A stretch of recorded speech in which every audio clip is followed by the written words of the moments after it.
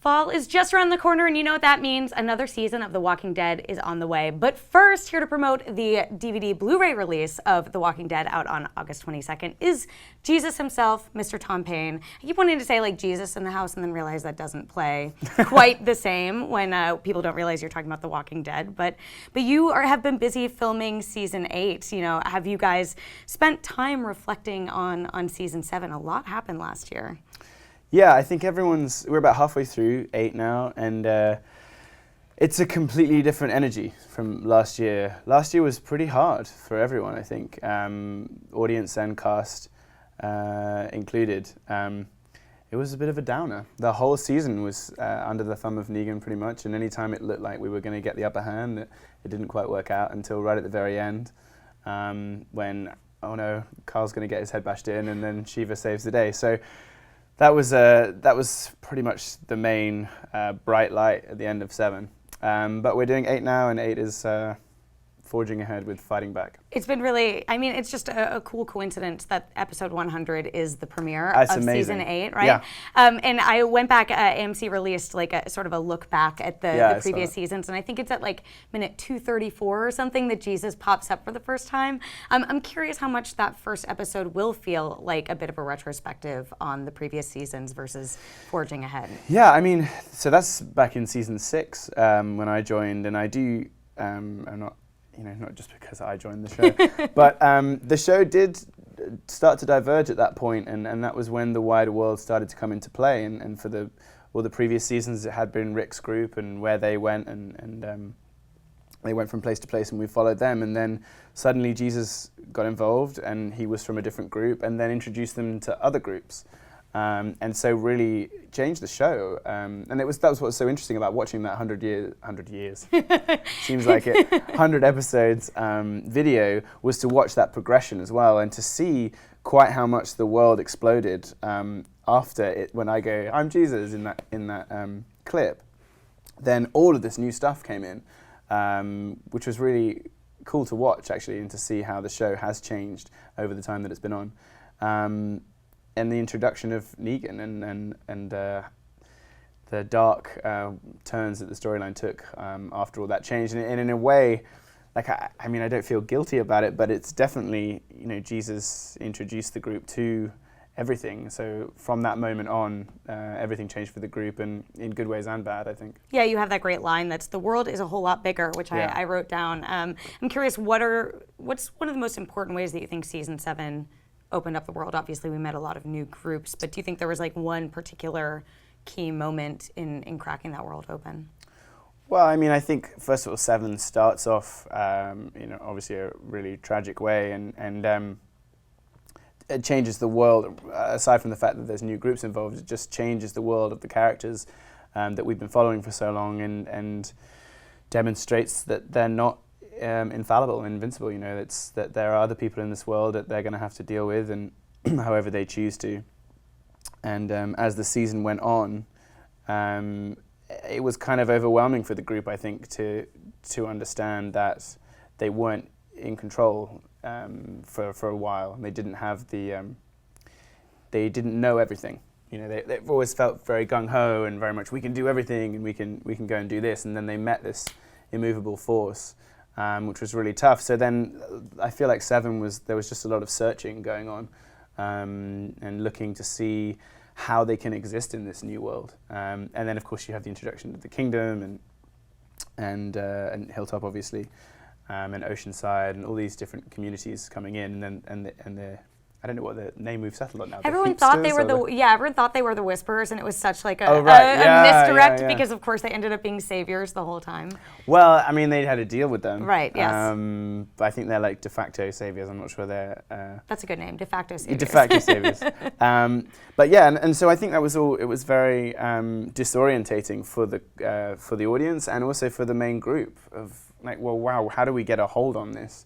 And then Negan and the Saviors are coming to Alexandria and just taking over, and so the audience and our main group were just on very unsteady ground the whole season, and we're not used to seeing them there. Yeah, and I think what's interesting is so much of season 7, especially the back half, was Rick trying to unite all these groups together to fight Negan, and finally by the end he does. But is that like an easy alliance this season, or is there still conflict? I wanted to ask you, like, do you think Rick or Maggie is the better leader? But I think that's probably a question that's like across the board from I mean, I think that they're very different. Mm-hmm.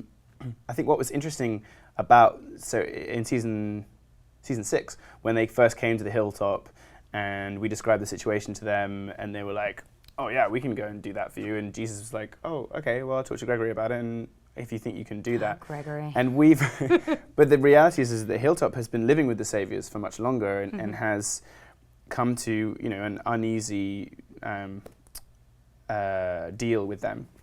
And it's working for now, but then over season 7 and after the events of season 6 and then season 7, it was breaking down a bit more and changing. And I think Jesus realized that, okay, there's something has to be done about this, and but it can't be quite as easy as Rick's group thought it was going to be. But yeah, there is another interesting diversion that's happened now. With Maggie has moved to the Hilltop, so she's become part of the Hilltop, and in 7 with Sasha and Jesus and Enid, they're their own little group there now, and Maggie's coming into her own of how she is leading and how she wants to be going forward. So yeah, in the show we do have, I mean, not a power struggle, they're still on the same side, but there are two different people who are leading two different communities and figuring out the best way to do that in this world, which is an interesting comparison. Yeah, I'm curious if Rick takes Maggie as a rival leader. No, I don't think. I think. I mean, as far as the Hilltop goes, I think he sees that Gregory is an issue, and that needs to change. And then towards the end of 7, Maggie was moving to take over Hilltop, and make it stronger and work better. And I think that's with Rick. They're working together for that. And then I think Jesus is more of a. I think he's a good. Other opinion to have in that dynamic to help her make decisions and to think of the best way forward. I think he's a more level-headed, and then actually thinking about it after the loss of Glenn, I think he's closer to Glenn in the dynamic as the group is. He's like a bit more considered and thoughtful and centered character. Yeah, it's rare that we have a character who comes in like Jesus, where we just immediately like trust and like him, even though he had that sort of that. At the beginning.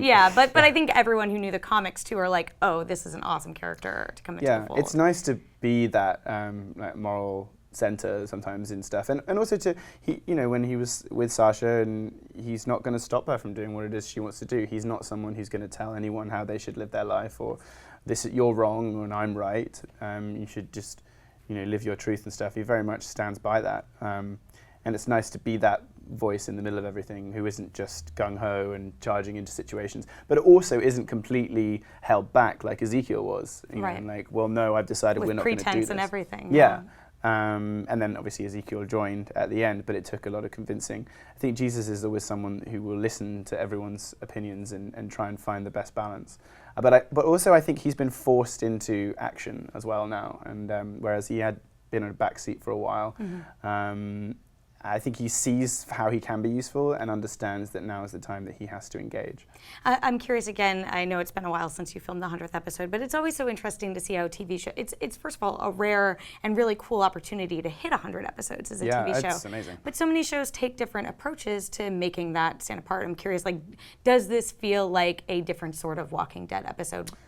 Yeah, I mean, so from when I've joined, like I said, the show kind of did take off in a different direction from when Jesus arrived, and it was interesting for me as an actor and also for the character to have come in from another world and tell these people, by the way, you're not the only people around. So that was kind of interesting. So it changed in that way, and then as far as 8 goes, it's been just crazy action and really exciting to film and to read and to be involved in. And I mean, the 100th episode of any show is a huge milestone, and I feel so fortunate to have come in at this point, and first of all impacted the show and changed things, and also to still be here because people die like every other week. I mean, Scott Gimbel's spoken a lot about the 100th episode being a jump off for the next 100 episodes, and it's certainly season 8 certainly starts with a big bang and then continues to ramp up, which is really exciting. And I know the audience will be really happy with certainly how it starts, because we're taking the fight back. And in every single episode in the first half, there's a moment which makes you go, wow, oh my God, I can't believe, like the Shiva moment in the last episode of 7. But also there are moments where, like, oh, I don't want that to happen, oh my God, and characters are really going through stuff. I think there's some really strong work from certain characters this year who've been given amazing character arcs to go through. And there's just this insane amount of action and different dilemmas.